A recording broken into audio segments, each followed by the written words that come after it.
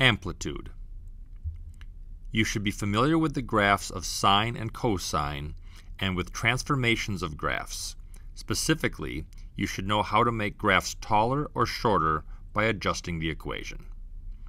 In this lesson, we will give a definition of the amplitude of a wave, find the amplitude from the graph of a wave and write the equation, and also go in the opposite direction. Given the equation, graph the wave. Recall the basic sine wave. It has x-intercepts at 0, pi, 2 pi, etc. It reaches its high point at pi over 2 and its low point at 3 pi over 2. The tops of the waves are at a height of 1 and the bottoms of the waves are at a depth of -1. The length of one wave is 2 pi. The red wave here goes through the pattern middle, top, middle, bottom, middle from 0 to 2 pi. The wave then repeats this pattern from 2 pi to 4 pi, then repeats again and again, both to the left and to the right. The standard sine wave goes up to a maximum value of 1 and down to a minimum value of -1. The distance from the midline to the top is called the amplitude, so y equals sine of x has an amplitude of 1. The amplitude could also be measured by taking half of the distance from the top of the wave to the bottom of the wave. We will now look at ways that we can modify our wave graphs. The first modification will be to multiply the sine value by a constant, in this case a. Recall that a multiplier of the output of the function value will stretch the graph vertically so that the graph will be taller. In this case, the waves will be taller.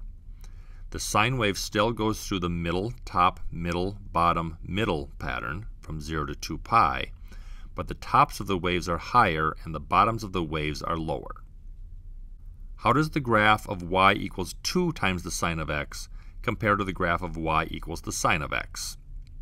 You may wish to pause the video here and draw the wave yourself. The waves in y equals 2 times the sine of x go up to 2 and down to -2. They are twice as tall as usual. The amplitude is 2. In red is a graph whose waves go up to a height of 5 and down to a depth of -5. Is it a sine wave? Yes. The x-intercepts are the usual 0, pi, 2 pi, etc. It repeats every 2 pi. The wave reaches its peak at pi over 2. It is merely a sine wave that is 5 times as tall as usual. What is its equation? The amplitude is 5, so the equation is y equals 5 times the sine of x. If the multiplier is negative, the wave will be reflected across the x-axis. In other words, the graph will be flipped top to bottom. The graph of y equals negative sine of x is the graph of y equals the sine of x flipped top to bottom, so that from 0 to pi over 2, the wave goes down rather than up. We still say the amplitude is 1.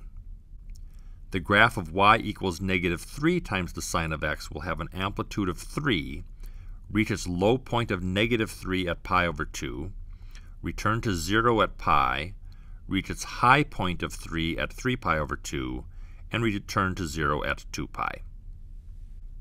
Given a graph, can we find the equation? First, is this a sine wave? Sine waves begin in the middle when x is 0. Therefore, this is not a sine wave. Cosine waves begin at the top when x equals 0. This wave begins at the bottom, so this is a cosine wave that has been reflected across the x-axis. That is, it has been flipped top to bottom. This is a negative cosine wave. The amplitude is 4. Therefore, the equation is y equals -4 cosine of x. To recap, you should now be able to draw the graph of a sine or cosine wave multiplied by a constant, perhaps a negative constant. If the amplitude is a, then the peaks have a height of a and the valleys have a depth of -a.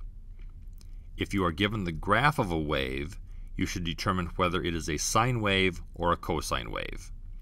At x equals 0, sine waves will be in the middle of the wave at y equals 0. Cosine waves will be at the top of the wave if positive, and at the bottom of the wave if negative.